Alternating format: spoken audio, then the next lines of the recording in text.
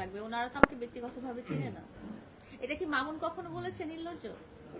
মামুন কখনো বলেছে বেহায়া? মামুন যদি না বলে তাহলে মামুনের ছবিতে অন্য কেউ বলে গেলে সেটা আমার কাছে কোনো গুরুত্ব পাবে না। মামুন যদি নিজে বলে যে হ্যাঁ তুমি বেহায়ার মতো আমার ছবি দিয়েছো, একটা কমেন্ট করে, তাহলে বুঝবো যে সেটা ঠিক আছে। আমি অন্য কোনো মেয়েকে পেয়েছে এটা আমি বিশ্বাস করি না। তাহলে আবার কি এটা? আচ্ছা, আপনি আমাকে জিজ্ঞেস করতে পারেন যে তুমি মামুনকে ছেড়ে চলে যাচ্ছ, বা সেই কারণটা আমি বলতে পারবো, কিন্তু মামুন কেন ছেড়ে চলে গেছে সেটা তো মামুন বলতে পারবে না। দীর্ঘদিন যেহেতু আপনারা একসাথে ছিলেন, দীর্ঘ 4 বছর, এই যে আমি বলেছি কোনো মেয়ের কারণে সে ছেড়ে যায়নি, এতটুকু বুঝতে পেরেছি। মামুনের সাথে কি এখন নিয়মিত যোগাযোগ হয় কিনা? আমার সাথে কোনো যোগাযোগ হয় না। জেল থেকে আসার পরে একবারও কথা হয়নি আপনার সাথে?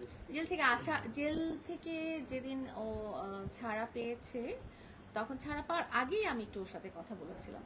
তারপরে আর কথা হয়। আমি একটু যোগ করি, আপনি তো সংবাদ সম্মেলনে বলেছিলেন, একটা সংবাদ সম্মেলন করেছেন, সেখানে বলেছেন মামুন আপনার ঘরে ফিরে যাবে, সেখানে বলেছে আমার ঘরে ফিরে মামুনকে আপনার বাসায় না না, আমার ঘরে ফিরে যাবে এই কথা তো আমি বলতে পারি না।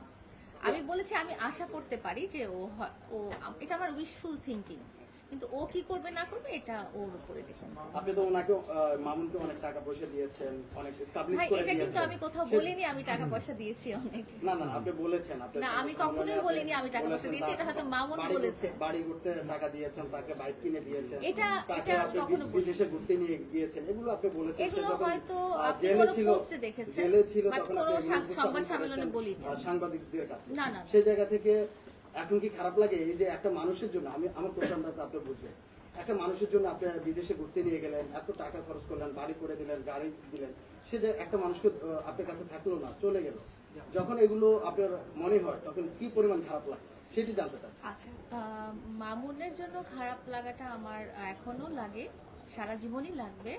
কারণটা আপনাকে বলি যে ওকে আসলে আমি খুব মন থেকেই ভালোবেসেছিলাম। আজকালকার দিনে আমি যেটা দেখি না, যে টাইম পাস টাইপের ভালোবাসা, যে একে ভালো লাগলো না তাকে ভালো লাগলো, এই অপশনটা ছেড়ে ওই অপশনে গেলাম, একসাথে 3-4 জনকে দেখলাম, কোনটা ভালো লাগলো, পরে মা বাবার পছন্দের একটা মেয়েকে বা ছেলেকে বিয়ে করলাম। তো মামুনের এন্ড থেকেও ওরকম ছিল না, আমার এন্ড থেকেও ওরকম ছিল না, আমরা দুজনই খুব লয়াল ছিলাম।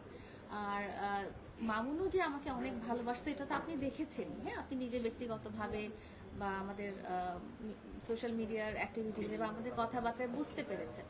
তো সেই ক্ষেত্রে আমার যেরকম খারাপ লাগছে ওর জন্য আলাদা থেকে, আমি শিওর যে মামুনেরও অনেক খারাপ লাগছে।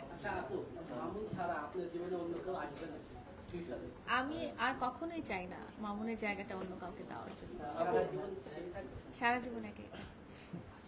আপনি কি মামুনকে যখন মামুনের জামিন হয় সেক্ষেত্রে কি আপনার কোনো হাত ছিল কিনা জামিনের ব্যাপারে? এটা যেহেতু একটা আইনগত প্রসেস এখনো শেষ হয়নি, এটা নিয়ে আপাতত আমরা একটু কথা নাই। পরবর্তীতে কি আমার যাবে নাকি? এই যে বললাম এই আইনগত প্রসেসটা এখনো শেষ হয়নি, এটা নিয়ে কথা একজন প্রশ্ন করবো।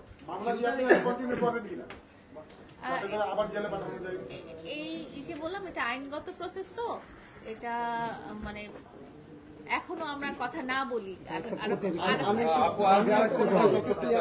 তার মানে হচ্ছে লায়লা মামলাটা উঠাবে না, এটা চালাবে, যে কোনো মুহূর্তে মামুন গ্রেফতার হবে।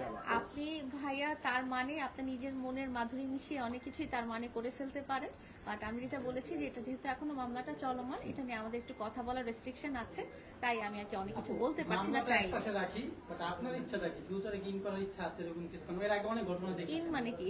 মানে তার সাথে মানে মামুনের সাথে আবার ফেরত যাওয়ার